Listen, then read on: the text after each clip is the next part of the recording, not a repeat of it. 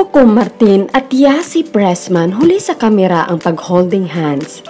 Bagamat usap-usapan na ngayon ang mga signs at papahiwating ng The Power Tandem na sina Coco Martin at Yasi Pressman. Recently ay ibinilandra ni Coco Martin ang suot na singsing. Ang actress naman ay gustong magkapamilya this year.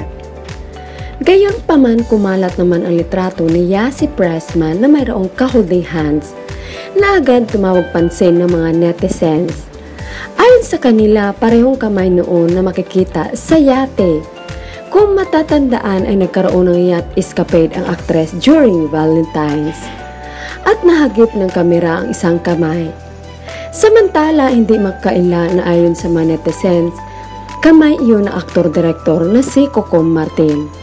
Dagdag pa nila, kahit kamay na lang ang ipakita, pwede na.